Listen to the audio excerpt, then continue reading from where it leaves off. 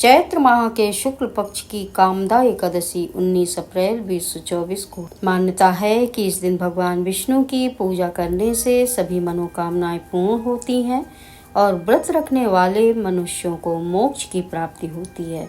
कामदा एकादशी को फलदा एकादशी भी कहा जाता है, क्योंकि ऐसी मान्यता है कि इस व्रत को करने से मनुष्य को 100 यज्ञों के समान ही फल मिलता है। कामदा एकादशी पर विधि विधान के साथ पूजा करने के साथ कामदा एकादशी की व्रत कथा सुनने पढ़ने से भी पुण्य की प्राप्ति होती है। तो आइए जानते हैं कामदा एकादशी की व्रत कथा।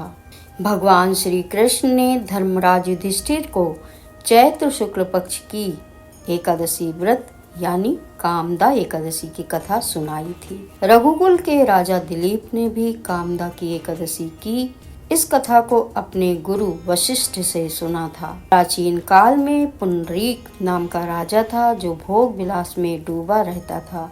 उसके राज्य में ललित और ललिता नाम की स्त्री और पुरुष रहा करते थे। दोनों में अथाह प्रेम था।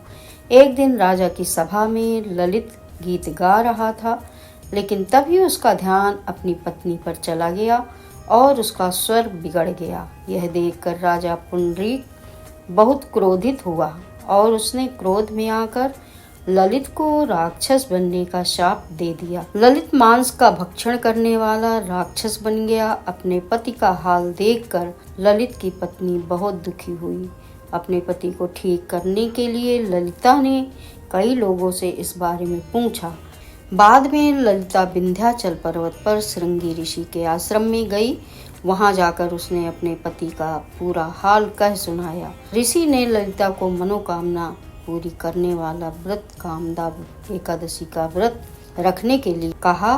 साथ ही ऋषि ने कहा कि अगर वे कामदा एकादशी का व्रत रखती हैं तो उसके पुण्य से उसका पति ललित फिर से मनुष्य योनि में आ जाएगा। ललिता ने भगवान विष्णु का ध्यान करते हुए विधि विधान के साथ कामदा एकादशी का व्रत किया। ऋषि के बताए